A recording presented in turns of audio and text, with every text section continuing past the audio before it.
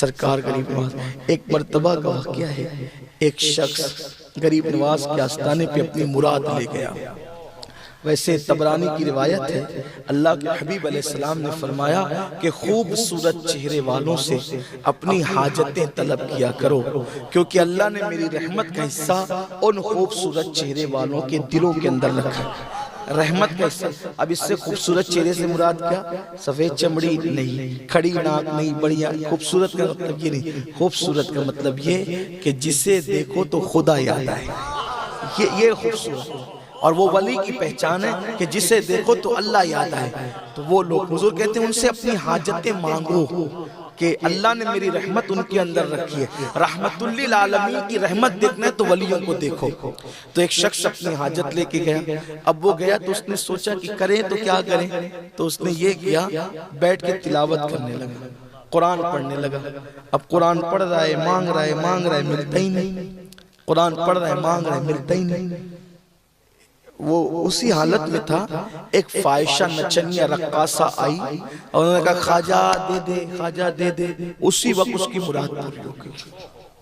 اس کو آیا غصہ، اس نے کیا کیا، قرآن شریف بند کیا، آنکھ میں رکھا اور اپنے دونوں ہاتھ زور سے غریب نواز کی چوکھٹ پہ مارا، زور سے غریب نواز کی چوکھٹ پہ مارا اور کہا خواجہ آپ کی یہاں انصاف نہیں ہے، اتنے دن سے پڑا ہوں، مانگ رہا ہوں، دے دو دے دو دے دو، دیتے نہیں۔ اور وہ نچنیہ رقاصہ آئی اور اس نے مانگا، آپ نے اس کو دے دیا۔ اب یہ کہہ کر کے جا رہا تھا، دیکھا سامنے سے ایک نورانی چہرے والے بزرگ آئے، ایک نورانی منور چہرے والے بزرگ، اور انہوں نے کہا جناب کہاں کا ارادہ ہے؟ تو کہا گھر جا رہے ہیں۔ کیوں؟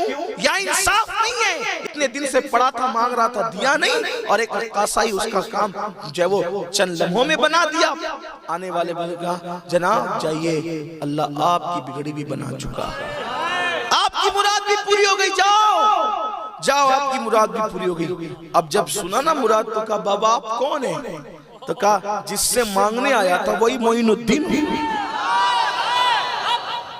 جس سے مانگنے آیا تھا وہی معین الدین ہوں۔ کہا سرکار معاف کریں لیکن یہ بتائیں کہ اتنی تاخیر کیوں ہوئی، اتنی دیر کیوں ہوئی؟ فرمایا نادان تجھے نہیں پتا کہ تو قرآن بہت اچھا پڑھتا ہے، تیری آواز بہت اچھی ہے، جب تو قرآن پڑھ رہا تھا تو میں دینے میں دیر اس لیے کر رہا تھا کہ جتنی دیر کروں گا تو اتنے دن میرے شہر میں رکے گا اور میرے پاس بیٹھ کے قرآن پڑھے گا۔ مجھے قرآن پڑھنا سننا بہت پسند ہے، اس لیے میں نے دیر کی تھی، مگر نادان تیرے اندر صبر نہیں تھا۔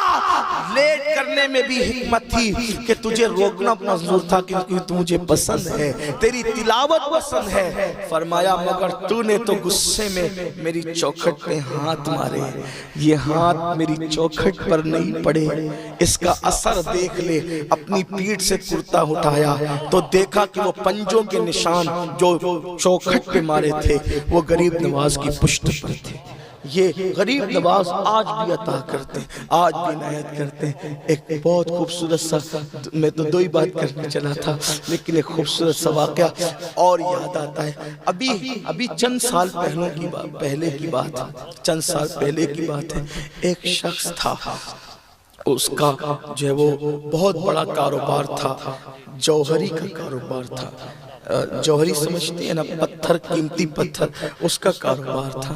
اور وہ شخص ہر سال عرس غریب نواز میں جاتا، غریبوں کو کھلاتا، خدام میں پیسے تقسیم کرتا، دیتا، عطا کرتا، سب وہاں کے جو تھے ان کا خیال کرتا، انہیں نوازتا، بہت لنگر ونگر سب پکاتا تھا، بہت کچھ کرتا تھا۔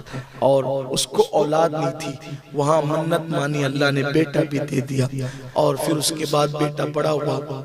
خدا کا کرنا یہ کہ دولت مند باپ کا بیٹا دولت مند لڑکوں کے ساتھ رہ کر کے بگڑ گیا اور وہ جوا میں مبتلا ہو گیا، جوا کھیلنے لگا، وہ جوا میں مصروف ہو گیا۔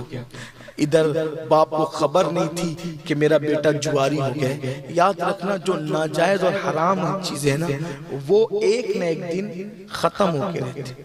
حرام چیزوں کو ختم ہونا ہے، حلال کو کبھی ختم نہیں ہونا ہے۔ جو لوگ جوا لاٹری سے مالدار بنتے ہیں یا شراب کے دھندے سے یا جو ہے وہ حرام کاروبار سے سود کے دھندے سے بہت جلدی اوپر جاتے ہیں لیکن اتنی جلدی نیچے بھی آتے ہیں۔ یہ سوڈے کی بوتل دیکھیں وہ جیسے دھڑ سے اوپر جاتے ہیں اس کا پانی نیچے بھی آتا ہے، نہیں، حرام کی طرف مت جاؤ۔ اللہ کو پسند نہیں ہے حرام، جوا پسند نہیں ہے اللہ کو، لاٹریاں پسند نہیں ہے اللہ کو، اور یہ جو لوگ شرطیں لگاتے ہیں یہ بھی حرام ہے کہ سٹا جو کھیلتے ہیں، جو کرکٹوں پہ کروڑوں روپے کا سٹا کھیلا جاتا ہے اور پھر اس سٹے کا جب دن کرکٹوں کے دن جاتے ہیں تو پھر سوچتا ہے، سننے میں آتا ہے کوئی کنویں میں گر کے خودکشی کر لیا، کسی نے دریا میں چھلانگ لگا دی، کسی نے جو ہے وہ کرنٹ پکڑ لیا۔ یہ سب نقصانات ہیں۔ دیکھو جو راستہ اللہ نے بتایا نا اس سے بہتر راستہ کوئی ہو ہی نہیں سکتا، کیونکہ اللہ اپنے بندوں سے 70 ماؤں سے زیادہ پیار کرتا ہے۔ اور بہت لالچ میں مت پڑو، بہت کتنا بھی کماؤ، 4 روٹی سے زیادہ ہم نے نہیں کھانا، ایک لباس سے زیادہ ہم نے ایک دن میں نہیں پہننا ہے، تو ہائے کیوں کرتے ہیں؟ محنت کرو، صراط مستقیم سے اچھے راستے سے جاؤ، اللہ دے گا۔ اس نے خزانے دینے کے لیے پیدا کیے، اس نے رکھنا کس کے لیے؟ وہ بچا کے کس کے لیے رکھے گا؟ ارے انسان بچاتا ہی اپنے لیے یا اپنی اولاد کے لیے، اس کو تو کسی چیز کی ضرورت نہیں ہے، اور کہہ دیا لم یلد ولم یولد، اس کی تو کوئی اولاد ہی نہیں ہے، تو جو پیدا کیا وہ ہمارے لیے پیدا کیا ہے، پھر کیوں پریشان ہو؟ ارے جب اس کا نبی اتنا سخی ہے، اس کا نبی اتنا سخی ہے تو اس کے دینے کا انداز کیا ہوگا؟ جب نبی کی سخاوت اتنی ہے کہ جس کو دیا دینے والا بنا، تو خدا کی عطا کی شان کیا ہوگی؟ اس لیے جلدی مت کرو، حرام کی طرف مت جاؤ، دھیرے دھیرے طرف۔ ابھی لوگوں کا حال کیا ہے؟ پیسوں کے چکر میں ایک پلاٹ کئی لوگوں کو بیچ دیتے ہیں، ایک پلاٹ کئی لوگوں کو بیچ دیتے ہیں، اسی طریقے سے اس کا لے لیا ہڑپ کر لیا، نہیں دیا اس کا لے لیا، یہ سب ہو رہا ہے۔ غریبوں کو یہ کہہ کہ چلو اتنا دو، اتنے % ہر مہینہ منافع دیں گے، اب لوگ بھی لالچ میں آتے ہیں۔ میں اس بلا میں اتنے لوگوں کو دیکھ رہا ہوں کہ بس جس کی کوئی حد نہیں، پہلے دوسرے مہینے میں 20 25% منافع دیا، پھر لوگ لالچ میں کہتے نہیں نہیں ابھی مت دیجیے، آپ ہی رکھیے، اس کو اور بڑھائیے، اور پھر سارا اٹھا کے لے کے بھاگ گیا۔ یہ حالت ہوتی ہے۔ اللہ کا فرمان ہے ہم حرام کو ہلاک کریں گے، حرام کو ہلاک کریں گے اور حلال میں برکت عطا کریں گے۔ مت جاؤ حرام کی طرف، اور اپنی اولاد کو بھی یہ درس دو رزق حلال کی۔ حلال حلال اپنا اثر دکھاتا ہے، حلال حلال ہے، حلال کو کتنا بھی ختم کرنے کی کوشش کی جائے حلال بڑھتا ہی جائے گا، اور حرام کو جتنا بھی بڑھانے کی کوشش کرو گے حرام کم ہوتا جائے گا۔ خواتین سے بھی کہتا ہوں سیدہ فاطمہ کی سنت کے مطابق فاقے کر لیا کرو، مگر اپنے گھر میں حلال کا ماحول بناؤ، حرام مت آنے دو۔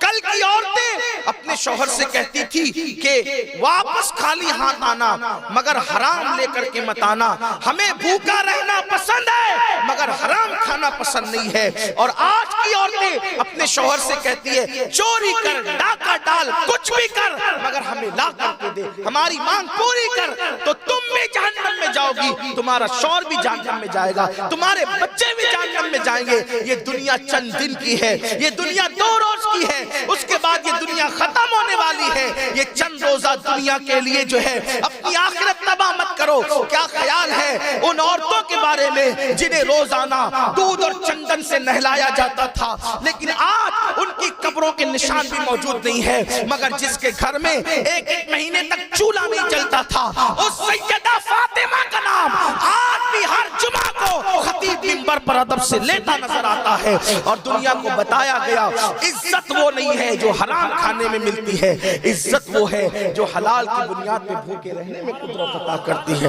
اس لیے جوا، شراب، سٹا یہ سب حرام ہے، اور اللہ نے جتنا مقدر میں لکھا ہے اتنا ہی ملنا ہے اس سے۔ اور یہ بھی کہہ دو جتنا مقدر میں لکھا ہے اتنا ہی کھانا بھی ہے۔ اس سے زیادہ نہیں کھانا ہے۔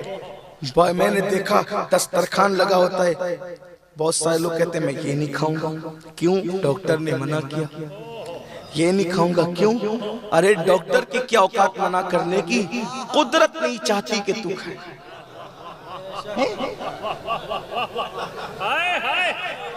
قدرت نہیں چاہتی، کیونکہ اللہ نے تجھ پہ بند کر دیا، اب تو نے نہیں کھانا اس کو۔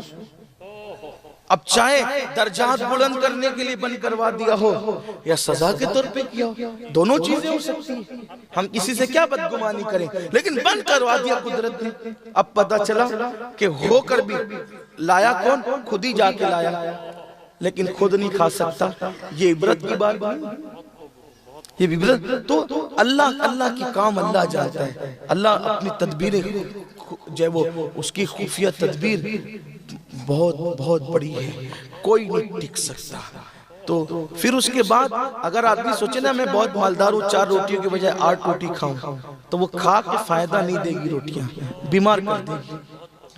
آدمی زیادہ کھا لے ڈکارے لیتا رہے، زیادہ کھا لے بدہضمی ہو جائے، بیمار ہو جائے، یہ ہے۔ تو اپنی بھوک جتنی ہے اتنی نہ، 2-4 روٹیاں ہیں، ایک لباس ہے، کتنا کیا کرتے دے غریب نواز، پورے ہندوستان کو خیرات دینے والا میرا خواجہ، ایک ہی لباس پہ پوری زندگی گزر، ایک ہی۔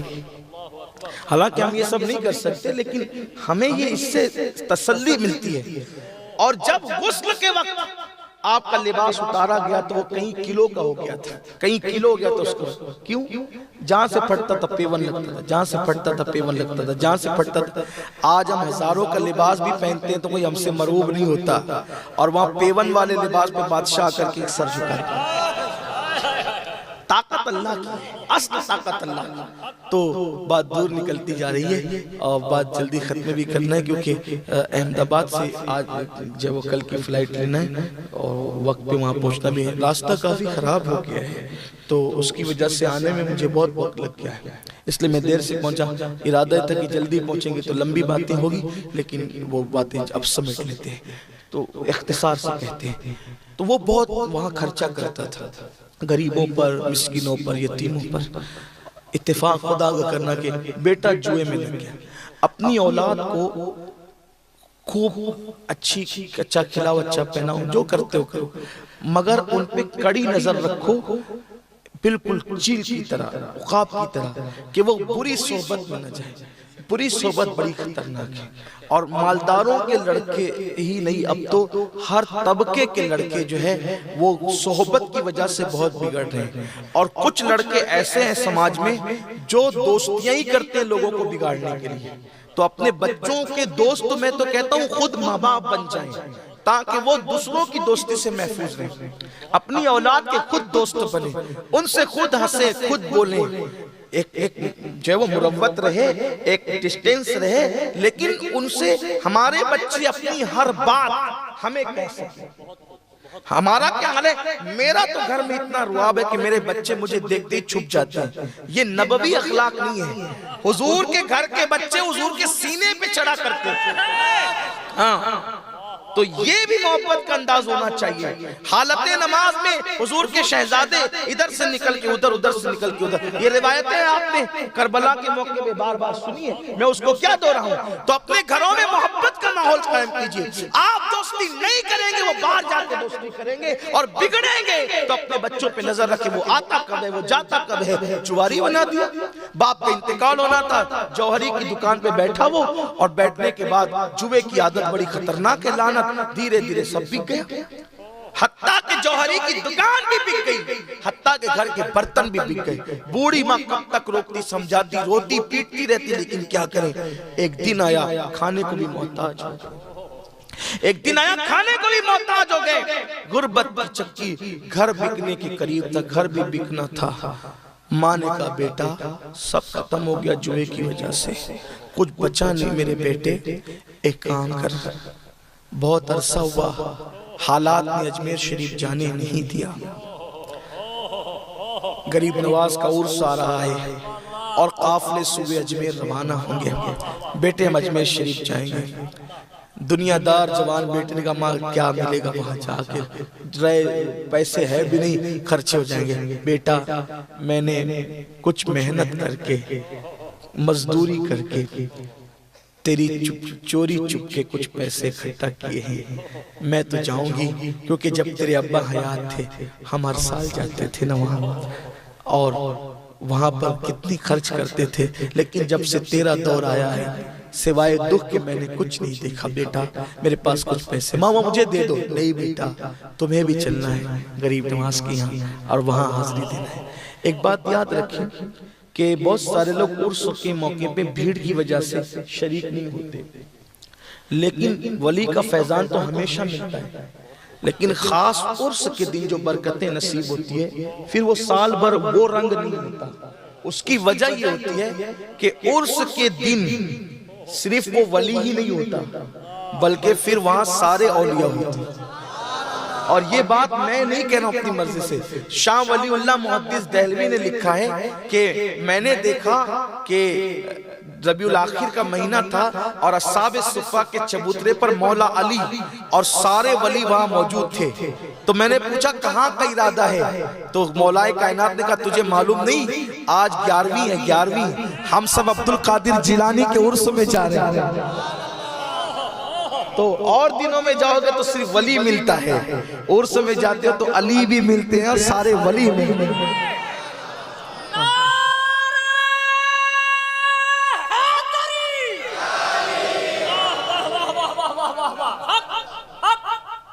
تو عرس کی بات یہ الگ ہوتی، پھر چاہے آپ عرس میں جا کر کے کمرے ہی میں بیٹھ جائیں، لیکن کوشش کریں اگر جا سکتے ہوں تو جایا کریں، شریک ہوا کریں۔ مجھے خیال آتا ہے کہ میری عمر جو اس وقت ہے 36 سال کی، لیکن تقریباً 21 یا 22 سال سے میرا معمول ہے کہ میں ہر سال اس میں برابر جاتا ہوں، شریک ہوتا ہوں۔ اللہ کا شکر ہے ابھی بھی وہیں سے آ رہا ہوں، اور نعمتیں بڑی ملتی ہے، بڑی خیرات ملتی ہیں ہمیں۔ ہمارے لیے اور دروازے کون سے؟ یہی دروازے ہیں، اور جو یقین سے جاتے ہیں نا وہ پاتا ہے۔ تو جلدی جلدی سے بس یقین مضبوط ہو جائے اپنا، غریب نواز غریب نواز ہے، غریب نواز غریب نواز ہے، جس کا پورا خاندان غریب نواز ہے۔ خواجہ ہند وہ دربار اعلیٰ تیرا، کبھی محروم نہیں مانگنے والا تیرا۔ اچھا وہاں نیک اور بد بھی نہیں دیکھے جاتے، وہاں تو عقیدتوں پہ دیا جاتا ہے، جس کا یقین جتنا مضبوط ہوتا ہے اس کو اتنا دیا جاتا ہے۔ ولیوں کی چوکھٹ سے وابستہ رہو میرے بھائیوں۔ لوگوں نے تحریکیں بنائی کہ غریب نواز کی چوکھٹ سے لوگوں کو روک دے، ولیوں کی چوکھٹ سے روک دے۔ جب تحریکیں نہیں تھی تو چند لوگ جاتے تھے، اب تحریکیں روکنے والی بن گئی تو ہزاروں کی تعداد میں جاتے ہیں۔ نہ کوئی پوسٹر چھپتا ہے نہ کوئی اعلان ہوتا ہے، ادھر افق پہ رجب کا چاند نظر آیا، عاشقوں کے قافلے روانہ ہونے شروع ہو گئے۔ آپ دیکھیں تو صحیح وہ کون سی طاقت ہے، لوگ بے مطلب کا تھوڑی جاتے ہیں، وہاں سے کچھ ملتا ہے تبھی تو جاتے ہیں، لوگ ملتا ہے تبھی تو جاتے ہیں، بگڑی بنتی تبھی تو جاتے ہیں۔ تو ماں نے بیٹے سے کہا بیٹے ہم اجمیر شریف چلیں گے۔ بیٹے نے کہا ماں چھوڑو نا اور خرچہ ہو جائے گا۔ نہیں بیٹا ہم چلیں گے، کچھ پیسے کسی سے قرض لے لیتے ہیں اور وہاں چلتے ہیں۔ بہرحال قافلہ جا رہا تھا، دونوں ماں بیٹے قافلے میں شریک ہو گئے، قافلے میں شریک ہوئے، وہاں رہی۔ اب پہلے جاتی تھی تو بات الگ تھی، آج جاتی ہے تو خود کے کھانے کے مسائل ہیں، لنگر پہ گزارا ہوتا ہے۔ کل خود لنگر کرتے تھے، آج لنگر پہ گزارا ہوتا ہے۔ تو چونکہ جب انسان یہ سب چیز دیکھتے ہیں نا تو دل ٹوٹتا ہے، اور جب ٹوٹے ہوئے دل سے فریاد نکلتی ہے، دل سے جو بات نکلتی ہے اثر رکھتی ہے، پر نہیں طاقت پرواز مگر رکھتی ہے۔ ٹوٹے ہوئے دل سے صدائیں نکل رہی تھی، گزرے ماضی کے دن یاد آ رہے تھے، کہاں پہلے غریبوں کو بھیک دیتے تھے، اتنا نوازتے تھے، اتنا عطا کرتے تھے، اور آج تو خود کے مسائل ہے، روتی جاتی ہے غریب نواز سے عرضیاں لگائی جاتی ہے، روتی جاتی ہے غریب نواز سے بھیک مانگتی جاتی ہے۔ تو بچا بچا کہ نہ رکھ سے، تیرا آئینہ ہے وہ آئینہ کہ شکستہ ہو تو عزیز تر ہے، نگاہ آئینہ ساز میں اللہ اکبر۔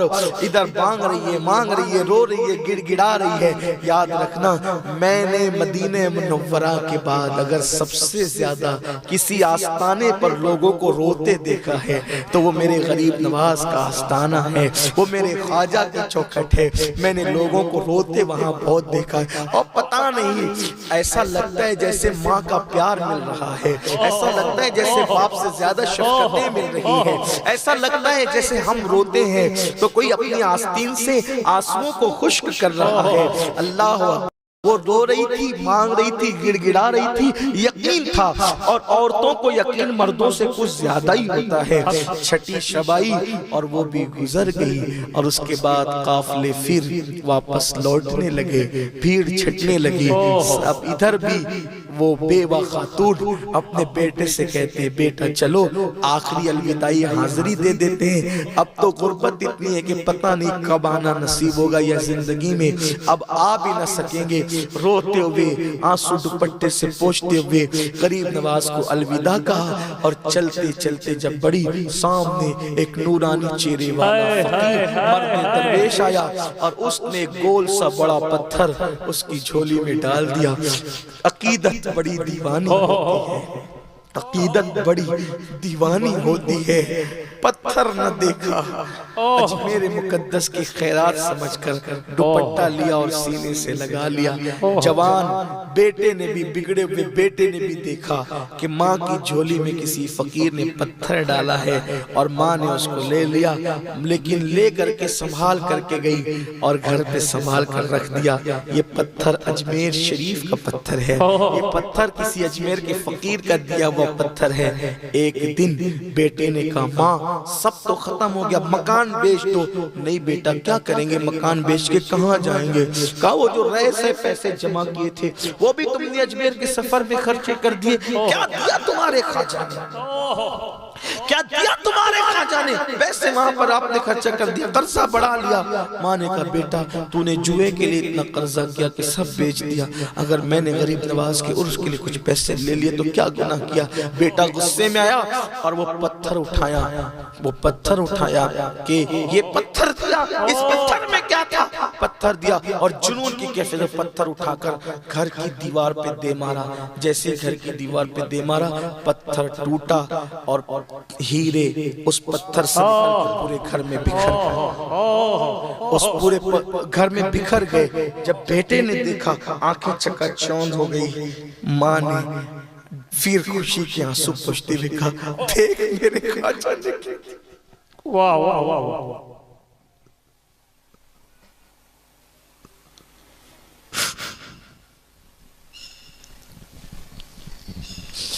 دیکھ میرے خواجہ نے کیا دیا۔ واہ واہ واہ، پھر سے اس نے توبہ کی توفیق اس کو نصیب ہوئی، توبہ کی توفیق۔